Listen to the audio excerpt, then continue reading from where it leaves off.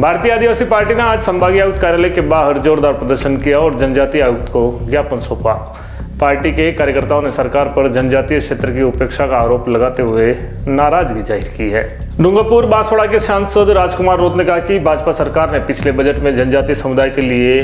1500 करोड़ रुपए का प्रावधान किया था, लेकिन एक भी रुपया इस क्षेत्र पे विकास पर खर्च नहीं हुआ है। अब भाजपा का दूसरा बजट आने वाला है, लेकिन पिछली घोषणाएं भी पूरी नहीं हुई है। सांसद रोत ने जनजातीय मंत्री बाबूलाल खराड़ी की कार्यशैली पर भी सवाल उठाते हुए कहा कि वह खुद आदिवासी क्षेत्र से आते हैं, लेकिन उनके मंत्रालय से अब तक छात्रों, शिक्षा, स्वास्थ्य, स्वच्छता और अन्य सुविधाओं के लिए कोई ठोस कार्य नहीं हुआ है। उन्होंने पूर्व मुख्यमंत्री अशोक गहलोत की कांग्रेस सरकार पर भी निशाना साधते हुए कहा कि उन्होंने भी जनजातीय बजट की घोषणा की तो थी, लेकिन वह राशि अब तक खर्च नहीं हुई है। सांसद राजकुमार रोत ने कहा कि यदि जल्द ही जनजातीय क्षेत्र की अनदेखी बंद नहीं की गई और आवंटित बजट का सही उपयोग नहीं हुआ तो भारतीय आदिवासी पार्टी के कार्यकर्ता और आदिवासी समुदाय उग्र आंदोलन करने को मजबूर होंगे। सभी पत्रकार बंधुओं के माध्यम से अनुसूचित क्षेत्र की जनता को जोहार, और साथ ही वर्तमान में जो डबल इंजन की सरकार का जो दावा करते हैं उन सरकार को मेरा संदेश है। और साथ ही आज भारत आदिवासी पार्टी की तरफ से उदयपुर हमारे जनजाति आयुक्त साहब के यहाँ पर ज्ञापन कार्यक्रम रहा हमारा। ये एक गंभीर विषय है कि अनुसूचित जनजाति के उद्धार के लिए, इस क्षेत्र के विकास के लिए, भौतिक सुविधाओं को सुधारने के लिए पिछले बजट में 1500 करोड़ का जो बजट घोषणा हुई थी और ये पूरा साल बीतने आ गया, इसी 19 तारीख को नया बजट आ रहा है। लेकिन दुर्भाग्य की बात यह है टीएडी मंत्री जी का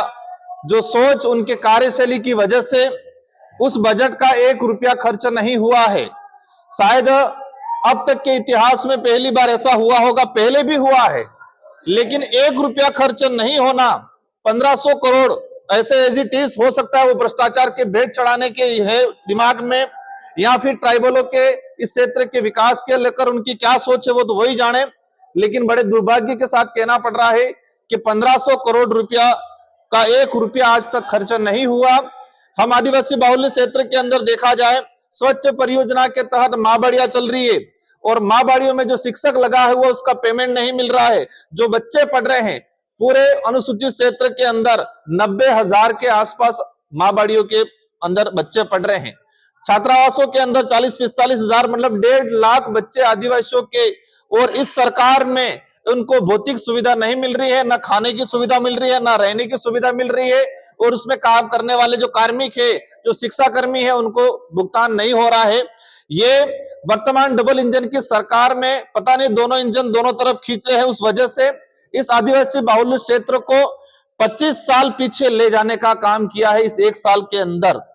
तो हमारी सरकार से मांग है कि इतनी जो आपकी डबल इंजन की सरकार विकास की बात करते हो, अमृत काल की मोदी जी बात करते हैं, तो उनकी सरकार, उनके ही भजनलाल जी और हमारे बाबूलाल जी दोनों ने मिलके इस क्षेत्र का ही नहीं पूरे राजस्थान का बंडा डाल कर दिया है।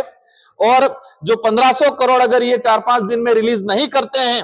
इन बजट से, इस क्षेत्र के एजुकेशन पे, स्वास्थ्य पे, सुविधाओं पे, हमने एक ही बात ज्ञापन में रखी है कि जो 1500 करोड़ है उस 1500 करोड़ से आदिवासी बाहुल्य क्षेत्र की शिक्षण व्यवस्था को सुधार कराया जाए, चिकित्सा सुविधाओं का सुधार कराया जाए, और जो बच्चे स्कूल हॉस्टलों में पढ़ रहे हैं उन बच्चों को शैक्षणिक सामग्री हो, भौतिक सुविधा उनको उपलब्ध कराई जाए। अगर वो नहीं करते हैं तो इसी बात को लेकर भारत आदिवासी पार्टी आने वाले 10-15 दिनों के अंदर ही इस 1500 करोड़ की लड़ाई, क्योंकि वो राइट से संविधान के अंदर अनुच्छेद 275 के तहत केंद्रीय सहायता मद और जनजाति, और हमें खुशी उस बात की है कि जब मैं पिछली बार विधायक था और हमारे साथी विधायक राम प्रसाद जी, हम सब ने मिलकर महाराष्ट्र पैटर्न की तर्ज पे राजस्थान के अंदर ट्राइबल का अलग बजट एलोकेशन के लिए हम लोगों ने डिमांड की थी, और हमने दबाव बना के गहलोत जी पे दबाव बनाया था, और गहलोत जी ने इस योजना को शुरू किया था। जन सहभागिता योजना के तहत पूरे हर गांव तक इस योजना का बजट जा रहा था। लेकिन दुर्भाग्य है कि बाबूलाल जी मंत्री कार्यकाल भजनलाल जी की सरकार में इस क्षेत्र को 25 साल पीछे ले जाने का काम किया है। इस बात को लेकर अगर ये नहीं सुधारा करेंगे, ये बजट आदिवासियों को नहीं मिलेगा, तो भारत आदिवासी पार्टी आने वाले समय में बड़ा आंदोलन करेगी क्षेत्र के अंदर।